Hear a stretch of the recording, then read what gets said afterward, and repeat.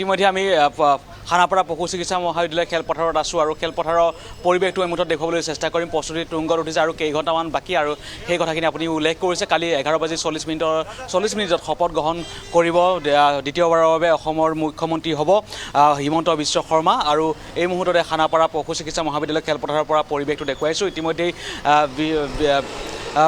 পেণ্ডেল ইতিমধ্যে সাজু হৈছে বা ইয়াত যিসকল বনুৱা আছে সেই বনুৱাসকলে ইতিমধ্যে তেওঁলোকৰ কাম প্ৰায় সম্পূৰ্ণ কৰিছে। কালি 11:40 মিনিটত দ্বিতীয়বাৰৰ বাবে মুখ্যমন্ত্ৰী হিচাপে শপত ল'ব ডক্টৰ হিমন্ত বিশ্ব শৰ্মাই। আৰু এয়া তৃতীয়বাৰৰ বাবে NDA চৰকাৰ অসমত গঠন হৈছে। আৰু কালি দিনটোত বিজেপি মুখ্যমন্ত্ৰীগৰাকীয়ে বা JP নাড্ডা বা তাৰ সমান্তৰালভাৱে হাৰিয়ানাৰ যিগৰাকী মুখ্যমন্ত্ৰী আছিলে নায়াব সিং চাইনি, তেওঁলোকে আচলতে ৰাজ্যপালক সাক্ষাৎ কৰিছিল আৰু ৰাজ্যপালক সাক্ষাৎ কৰি তেওঁলোকে 102জনীয়া বিধায়কৰ তালিকাখন তেওঁলোকে ৰাজ্যপালক প্ৰদান কৰিছিল যে তেওঁলোকে চৰকাৰ গঠন কৰিব আৰু তেওঁলোকে ৰাজ্যপালৰ অনুমতি বিচাৰিছিল আৰু ৰাজ্যপালে অনুমতি দিছে। আৰু সেয়েহে কাইলৈ পুৱাৰ ভাগতে অৰ্থাৎ 11:40 মিনিটত মুখ্যমন্ত্ৰী হিচাপে ডক্টৰ হিমন্ত বিশ্ব শৰ্মাই শপত ল'ব আৰু এয়া মুখ্যমন্ত্ৰী হিমন্ত বিশ্ব শৰ্মাৰ দ্বিতীয়টো কাৰ্যকাল হ'ব। আৰু পূৰ্বতে হিমন্ত বিশ্ব শৰ্মাই অৰ্থাৎ বিজেপি চৰকাৰখনে যেনেদৰে অসমৰ উন্নয়নৰ ক্ষেত্ৰত যিখিনি কাম কৰিছে বা উন্নয়নৰ ক্ষেত্ৰত বিশেষকৈ স্বচ্ছ নিযুক্তিৰ পৰা আদি কৰি বিভিন্ন ধৰণৰ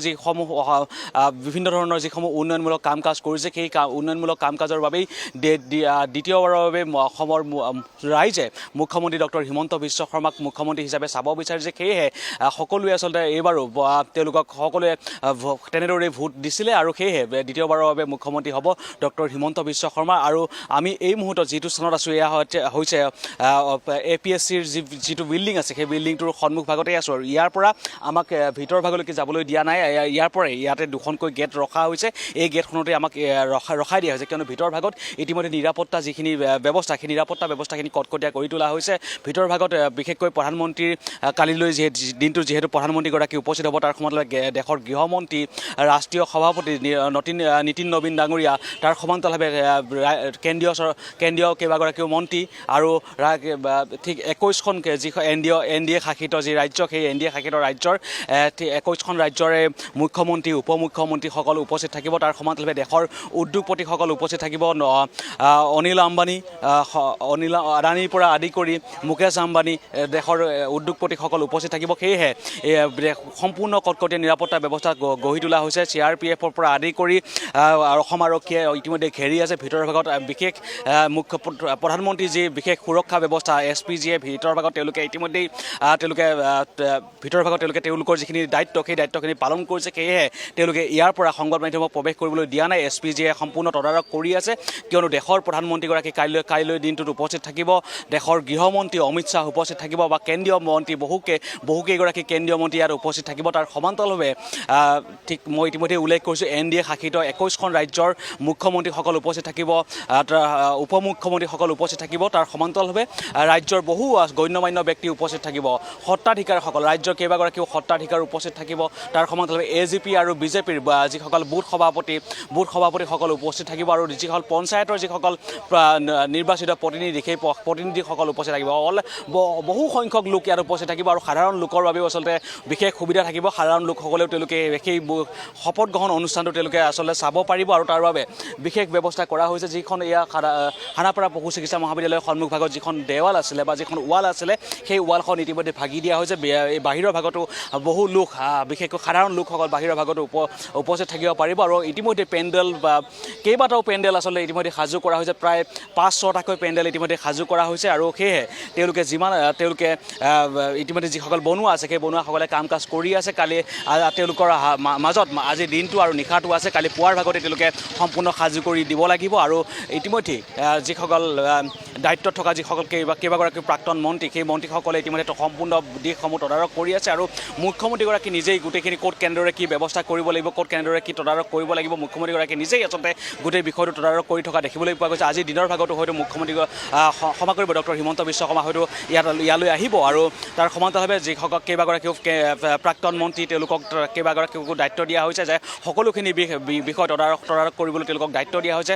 সম্পূৰ্ণ নিয়াৰিকৈ খুব সুন্দৰভাৱে যাতে শপত গ্ৰহণ অনুষ্ঠানটো হৈ যায় সেইবাবে তেওঁলোকক সেই ব্যৱস্থাটো ব্যৱস্থাটো কৰি দিয়া দেখিবলৈ পোৱা গৈছে আৰু CRPFে এই বিশেষ গেটখন মই দেখুৱাইছোঁ প্ৰতিটো দিশ তন্নকৈ তালাচী কৰিছে যে কোনো ভিতৰৰ ভাগত কোনো সাধাৰণ লোক সোমাব নোৱাৰিব ইতিমধ্যে ভিতৰৰ ভাগত মই উল্লেখ কৰিছোঁ মুখ্য প্ৰধানমন্ত্ৰীগৰাকীৰ বিশেষ সুৰক্ষা ব্যৱস্থাত থকা SPGসকলে তেওঁলোকে সম্পূৰ্ণ তদাৰক কৰি আছে ভিতৰৰ ভাগত তাৰ সমান্তৰালে বাহিৰৰ ভাগত এনেদৰে CRPFৰ জোৱানসকলক নিয়োগ কৰা হৈছে অসম আৰক্ষীৰ জোৱানসকলক নিয়োগ কৰা হৈছে বিশেষকৈ নিৰাপত্তা ক্ষেত্ৰত কোনো ত্ৰুটি ৰখা নাই যি সাধাৰণ লোকসকলক এনেদৰে তন্নকৈ তালাচী কৰা হৈছে তন্নকৈ তালাচী কৰি ভিতৰৰ ভাগত যদি তেওঁলোকৰ কিবা কাম আছে তেতিয়াহে তেওঁলোকক প্ৰৱেশ কৰিবলৈ দিয়া হৈছে কিন্তু বিনা কাৰণত কোনো লোককে প্ৰৱেশ কৰিবলৈ দিয়া হোৱা নাই নিৰাপত্তা যিটো দিশ সেই নিৰাপত্তা দিশটো সম্পূৰ্ণ কটকটীয়া কৰি তোলা হৈছে দেশৰ বহু কেইবাগৰাকীও কেন্দ্ৰীয় মন্ত্ৰী দেশৰ প্ৰধানমন্ত্ৰীগৰাকী উপস্থিত থাকিব সেয়েহে তেওঁলোকে যিমান পাৰে নিৰাপত্তা দিশটো সম্পূৰ্ণ কটকটীয়া কৰি তুলিছে আৰু কাইলৈ 11:40 লগে লগেই পুনৰ দ্বিতীয়বাৰৰ বাবে মুখ্যমন্ত্ৰী হিচাপে শপত ল'ব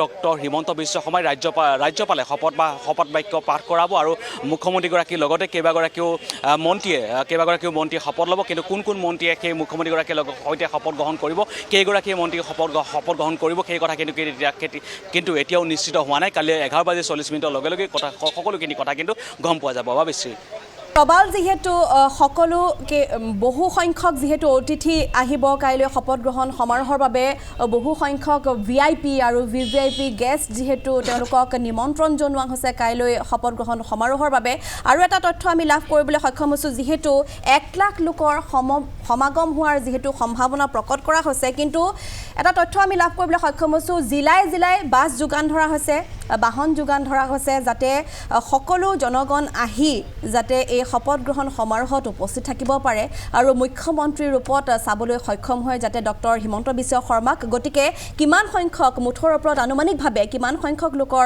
সমাগম হোৱাৰ সম্ভাৱনা আছে বাৰু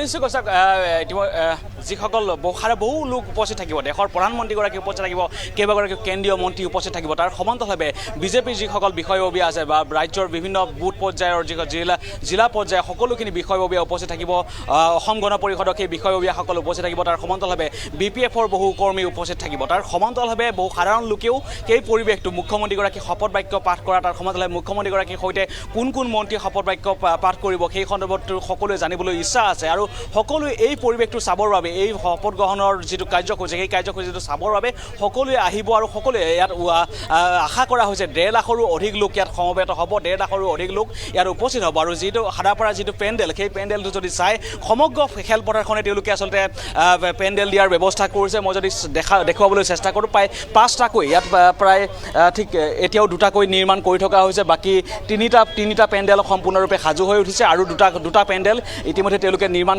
কৰি আছে হয়তো আজি নিশাৰ ভাগলৈকে এইখিনি সম্পূৰ্ণ হৈ উঠিব 5টাকৈ পেণ্ডেল তেওঁলোকে সাজু কৰিছে আৰু ইতিমধ্যে আমি গম পাইছোঁ প্ৰায় 1.5 লাখৰো অধিক লোক ইয়াত সমবেত হ'ব আৰু মুখ্যমন্ত্ৰীগৰাকীয়ে দ্বিতীয়বাৰৰ বাবে অৰ্থাৎ ডক্টৰ হিমন্ত বিশ্ব শৰ্মাই দ্বিতীয়বাৰৰ বাবে শপত গ্ৰহণ কৰিব দেশৰ ৰাজ্যৰ মুখ্যমন্ত্ৰী হিচাপে তেওঁ শপত গ্ৰহণ কৰিব তেনে ক্ষেত্ৰত আচলতে এই মুখ্যমন্ত্ৰীগৰাকীক সমগ্ৰ অসমবাসীয়ে আচলতে বহু ভাল পায় বা বহুতে আচলতে মামা বুলি তেওঁলোকে সম্বোধন কৰে সেয়েহে ডক্টৰ হিমন্ত বিশ্ব শৰ্মাৰ ওপৰত যিখিনি বিশ্বাস আছে ভৰসা আছে যে উন্নয়নমূলক কাম কাজসমূহৰ ওপৰত আমি 5 বছৰে দেখিলোঁ কেনেদৰে নিযুক্তিৰ পৰা আদি কৰি বিভিন্ন ধৰণৰ ৰাজ্যৰ সৰ্বাংগীন উন্নয়নৰ বাবে তেওঁলোকে যেনেদৰে কাম কাজ কৰিছিল সেই কাম কাজত সকলো অসমবাসীয়ে ইতিমধ্যেই অসমবাসীয়ে যে সন্তুষ্ট হৈছে বা বিশ্বাসত লৈছে সেই মুখ্যমন্ত্ৰীগৰাকীক তেনে ক্ষেত্ৰত এই যিটো নিৰ্বাচন হৈ যোৱাৰ যিটো ফলাফল সেই ফলাফলত ইতিমধ্যে গম পোৱা গৈছে আৰু তেনে ক্ষেত্ৰত সকলোৱে কালি দিনৰ যিটো কাৰ্যসূচী আছে শপত গ্ৰহণৰ যিখিনি কাৰ্যসূচী আছে সেই কাৰ্যসূচীখিনি সকলোৱে চাব বিচাৰিব সেইটো এক প্ৰকাৰে নিশ্চিত আৰু তেনে ক্ষেত্ৰত আশা কৰা হৈছে 1.5 লাখৰো অধিক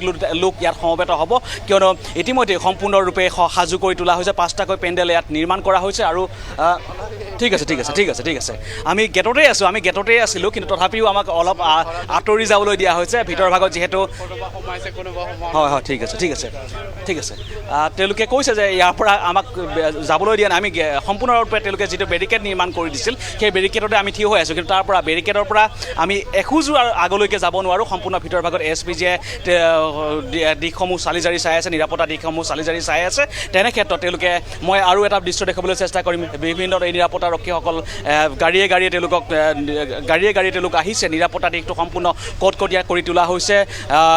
দেশৰ প্ৰধানমন্ত্ৰীগৰাকী যিহেতু আহিব, দেশৰ গৃহমন্ত্ৰীগৰাকী ইয়াত উপস্থিত থাকিব, কেইবাগৰাকী কেন্দ্ৰীয় মন্ত্ৰী ইয়াত উপস্থিত থাকিব। তেনে ক্ষেত্ৰত আচলতে নিৰাপত্তা দিশটো তেওঁলোকে কোনো ত্ৰুটি ৰাখিব বিচৰা নাই। এইসকল APRO বিষয়া তেওঁলোক ইতিমধ্যে ভিতৰৰ ভাগত প্ৰৱেশ কৰিছে। APRৰ পৰা আদি কৰি অসম আৰক্ষী যিসমূহ বেটেলিয়ন আছে সকলোকে ইয়াত নিয়োজিত কৰিছে। তাৰ সমান্তৰালভাৱে কেন্দ্ৰীয় বাহিনী কেইবাটাও সুৰক্ষা বাহিনী কেইবাটাও গোটক ইয়াত নিৰাপত্তাৰ বাবে তেওঁলোকক ইয়াত নিয়োজিত কৰা হৈছে। তাৰ সমান্তৰালভাৱে অসম আৰক্ষীয়েও আচলতে সম্পূৰ্ণৰূপে খানাপাৰা খেলপথাৰখন ঘেৰি আছে আৰু ভিতৰৰ ভাগত SPG অৰ্থাৎ প্ৰধানমন্ত্ৰী সুৰক্ষা ব্যৱস্থাত নিয়োজিত যিসকল SPG আছে তেওঁলোকো আচলতে ভিতৰৰ ভাগত তেওঁলোকে আছে। আৰু তেনে ক্ষেত্ৰত সেয়েহে এই স্থানৰ পৰা বেৰিকেড নিৰ্মাণ কৰি দিয়া হৈছে। যিটো APSC অসম লোকসেৱা আয়োগৰ যি সন্মুখ ভাগতে এটা বেৰিকেড নিৰ্মাণ কৰি দিয়া হৈছে। তাৰ সমান্তৰালভাৱে আনটো প্ৰান্ততো আন এটা বেৰিকেড নিৰ্মাণ কৰি দিয়া হৈছে। কোনো কাৰণ যাতে সাধাৰণ লোক ভিতৰৰ ভাগত প্ৰৱেশ কৰিব নোৱাৰে, তেওঁলোকে সম্পূৰ্ণ কটকটীয়া নিৰাপত্তা বেষ্টনী গঢ়ি তোলা দেখিবলৈ পোৱা গৈছে।